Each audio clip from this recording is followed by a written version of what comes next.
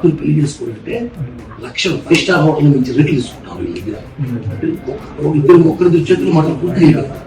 వాళ్ళు ఏం చేస్తారంటే ఒక చోట 10 మంది పెళ్లి చేయాలన్నా 100 మంది పెళ్లి చేయాలన్నా లక్షలు కట్టాల్సిన లేదంటే పెళ్లి చేయకుండా భక్తులు కాబట్టి ఇప్పుడు ఏడ కొట్టేయాలని చెప్పి కూడా వాళ్ళు లీవులు పెట్టి పారిపోయారు కొంతమంది కూడా. దాని మీద మీరైతే కరెక్ట్ గా ఈరోజు కూటమి ప్రభుత్వ అధికారులు వచ్చిన తర్వాత తిరుమల తిరుపతి దేవస్థానం పాలక మండలి మొట్టమొదటి సమావేశం జరగబోతోంది.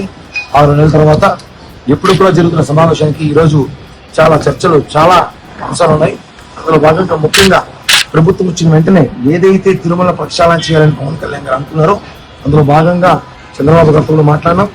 టీటీడీ తిరుమలలో ఎక్కడైతే మఠాల పేరుతో స్కామ్ చేస్తున్నారో గత ప్రభుత్వంలో వైసీపీ నేతలకు మఠాల చేతులు వెళ్ళిపోయి భక్తుల దగ్గర 100 రూపాయలు ఇవ్వాల్సిన మఠాలని 1000 రూపాయలు వసూలు చేసి లక్షలు దోచుకున్నారు, కోట్లు దోచుకున్నారు.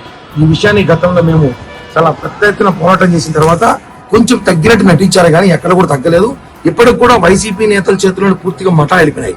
స్వామీజీలకి, బాబాజీలకి మఠాలు ఇస్తే దాని వైసీపీ నేతలు తీసుకొని సిండికేట్ అయిపోయి ఒక సామాన్య భక్తులు ఉండడానికి స్థలం లేదు, ఒక పెళ్లి చేసుకోవాలన్నా కుదరదు. 5 స్టార్ హోటల్ మించిన రేట్లు పెట్టేసి సిండికేట్ అయి భక్తుల దగ్గర నిలువ దోపిడీ చేస్తున్నారు. ఈ విషయాలన్నీ కూడా ఈ రోజు నూతన టీటీడీ చైర్మన్ గారి దృష్టికి తీసుకెళ్లాను. ఆయన సానుకూలంగా స్పందించారు. ఖచ్చితంగా బోర్డులో ఈ అంశం ఎత్తాము. ఏదైతే అక్రమంగా వసూలు చేసిన మఠాలు ఉన్నాయో, దౌర్జన్యంగా అక్రమ కట్టడాలు కట్టిన మఠాలు ఉన్నాయో అవన్నీ కూడా కూల్చేయాలి. అలాగే ఆల్రెడీ గతంలో కూడా కోర్టులో కేసేస్తే కోర్టు కూడా సానుకూలంగా ఇచ్చింది, అక్రమ కట్టడాలు కూల్చేయాలని చెప్పి. అదే విధంగా మఠాల పేరుతో ఎక్కడైతే డబ్బు వసూలు చేస్తారో, పెళ్లిళ్ల పేరుతో ఎక్కడైతే సిండికేట్ అయ్యి వసూలు చేసి భక్తులు దోచుకుంటారో అవన్నీ కూడా ఆయన దృష్టికి తీసుకెళ్లా.